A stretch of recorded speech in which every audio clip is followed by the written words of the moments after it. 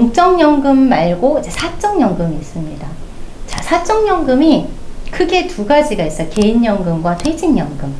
근데 여러분들이 혹시 기사 같은 거 아니면 뉴스 보도되는 것들 보시면 퇴직연금이 규모가 점점 커지고 있는데 얘네들이 너무 이자율이 낮아서 좀 되게 문제가 되고 있다라는 기사를 접하신 적들이 있으실 거예요. 그게 뭐냐면, 자, 퇴직연금은 해마다 이렇게 늘어나고 있어요. 왜냐면 회사에서 계속 넣어주는 금액들이 증가를 할 거잖아요. 그런데 얘네들이 너무나 그냥 그 계좌 안에서 잠자고 있는 거죠. 금리가 너무 낮은 때도 계속 고금리에서 머물러다 보니 사실은 물가를 뛰어넘는 이자 같은 것들은 생각을 할 수가 없는 거예요.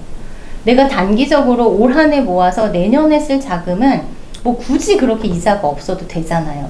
그런데 내가 지금 모아가지고 10년, 20년 후에 쓸 건데 이자가 하나도 없이 물가도 상승률을 해지하지 못하는 그런 금융상품은 좋은 게 아닐 거잖아요.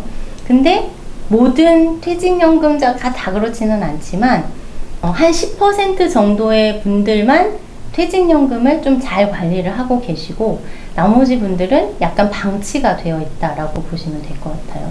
그래서 혹시라도 이제 제가 조금 또 더 퇴직연금에 대해서 말씀을 드릴 건데 이게 이제 뭐 DB, DC 이렇게 나누어지기는 하죠. 근데 내가 좀 더 투자 수익을 내실 수 있는 형태의 퇴직연금을 가지고 계시다라고 하면 반드시 좀 관리를 하셔야 된다라고 보셔야 됩니다. 자, 퇴직금은 크게 퇴직금 제도와 퇴직연금 제도가 있어요. 퇴직금은 그러니까 똑같아요. 회사가 여러분들한테 퇴직금을 쌓아주는 건 똑같은데 퇴직금 제도는 회사가 그 금액을 충당을 하고 회사에 보유를 하고 있는 거고요. 퇴직연금 제도는 이거를 다른 외부의 금융기관에다가 맡겨놓는 겁니다.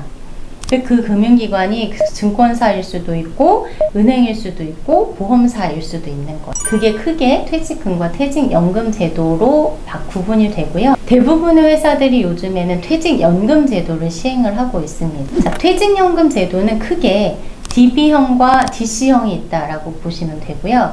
두 가지를 다 설명을 드리도록 하겠습니다. 자, DB는 회사가 나중에 내가 퇴직하는 시점에 여기 최종 적립액이라고 적혀져 있는 직전 3개월 급여 평균에 나의 근무 년수를 곱한 금액을 정의해서 이게 확정적으로 내가 가지고 나오는 퇴직금인 거예요. 그래서 얘를 확정급여형이라고 하는 겁니다. 그러니까 나는 사실은 DB형으로 가지고 있으면 뭔가 이걸 막 엄청 투자를 하거나 하실 수는 없어요. 그냥 내가 열심히 근무해서 직전 3개월 급여 평균을 높이면 돼. 아니면 오래오래 근무를 해서 근무 연수를 길게 하면 그러면 퇴직금이 많아지는. 그래서 내가 임금 인상이 좀 잘 되거나 장기로 근속을 한다라고 하면 DB형이 좋을 수 있습니다. DC형은 회사가 넣어주는 적립금을 내가 매년 열심히 투자를 해요. 그래서 잘 투자를 해서 수익이 많이 나면 퇴직할 때 가지고 나오는 금액이 많아지는 거고 수익을 잘 못 내면 적어지는 겁니다. 그러니까 이거는 근무 연수 다 필요 없어요. 급여 이런 거 필요가 없는 거죠. 그래서 내가 그러니까 둘 중에 선택을 하셔야 된다라고 하면 내가 어떤 게 유리한지를 선택을 하시면 되고요. 자, 이렇게 설명을 드리면 좀 이해가 잘 안 되실 수 있어서 예를 들어서 이제 어떤 분이 동기예요. 동일한 시간, 동일한 날에 입사를 하셨고 연봉도 똑같고 동일한 날에 퇴사를 하신다라고 가정을 해볼게요. A 선생님은 DB형으로 가지고 계시고 B 선생님은 이제 DC형으로 가지고 계신데 이 두 분이 20년 동안 근속을 하면서 회사에서 넣어준 적립금이 두 분 다 똑같이 만약에 2억이다라고 해볼게요. 자, 회사에서 넣어준 금액은 둘이 똑같이 2억인데 DB형을 가지고 있었던 선생님은 직전 3개월 급여 평균 곱하기 근무 연수를 했더니 2억 1천만 원이 나온 거예요. 그러면 회사에서 넣어줬던 금액은 2억인데 내가 가지고 나와야 되는 게 2억 1천이면 2억 1천을 회사가 만들어서 주는 거죠. 그런데 내가 DC를 가지고 있었던 B 선생님은 회사가 넣어줬던 2억을 열심히 잘 투자해가지고 예를 들어서 얘가 2억 4천이 됐어요. 그러면 2억 4천을 받아 나오신다라는 겁니다.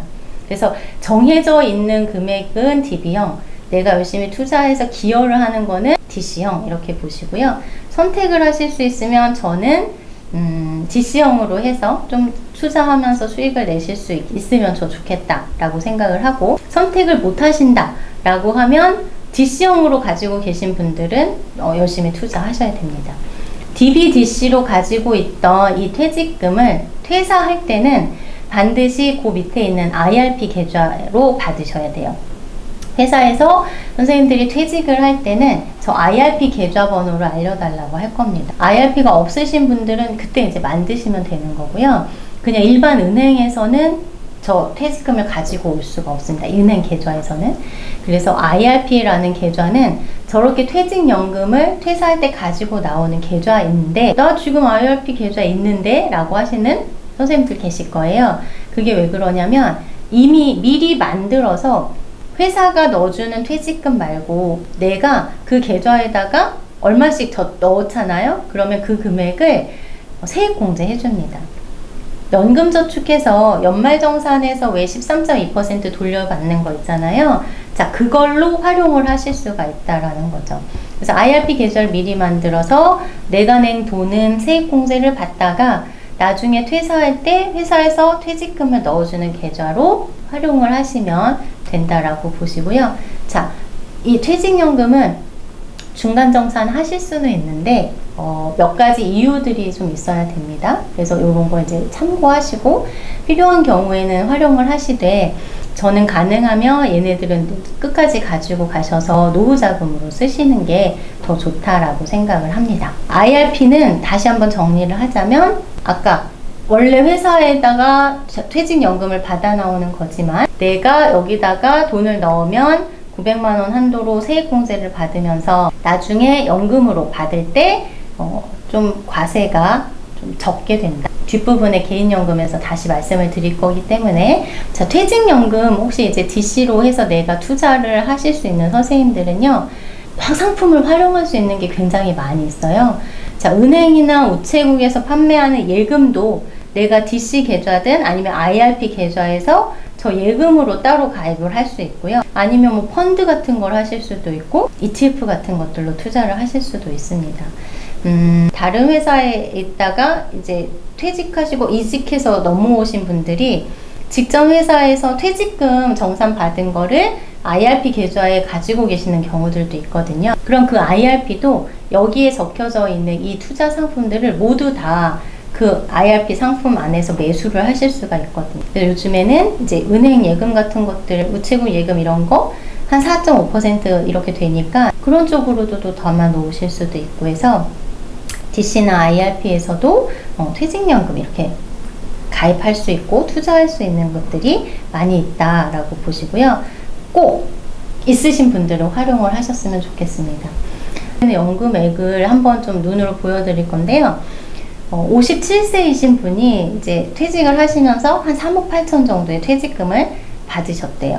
자, 이분이 이거를 20년 동안 연금으로 받으실 건데, 넣어놓고 그냥 2% 정도 나오는 걸로 그냥 약간 방치를 해 놓으신 거예요. 자, 그랬더니 한 달에 받게 되는 연금이 177만 원 정도 됩니다.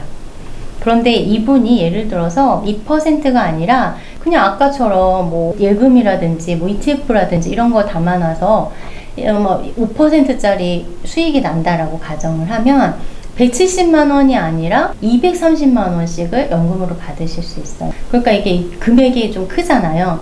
3억 8천 아니면 뭐 2억이든 1억이든 이렇게 금액이 좀 크다 보니까 수익률 1, 2%도 내가 나중에 연금으로 받는 금액이 굉장히 차이가 날 수 있어요.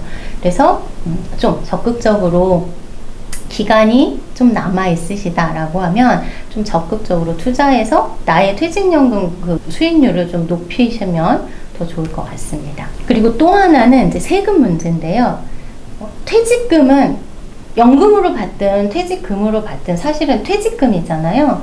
그러니까 여러분들이 열심히 근로를 해서 급여를 받아도 세금을 떼고, 내가 열심히 투자를 하도 이자를 받아도 세금을 다 떼잖아요.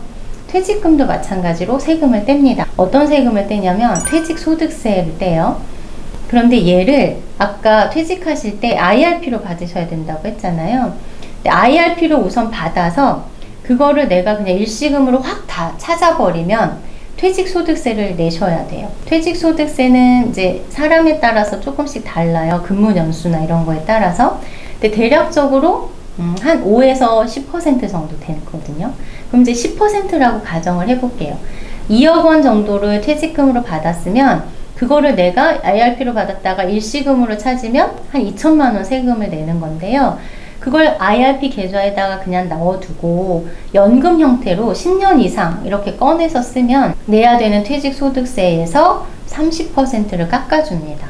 그러니까 2천만 원이 아니라 한 1,400만 원 정도의 세금만 내시면 되는 거라 만약에 내가 퇴직하면서 돈을 좀 대출을 상환해야 돼 라는 목적이 있어서 부득이 일시금으로 찾으셔야 되는 거 아니면 대부분 노후자금으로 쓰실 거잖아요.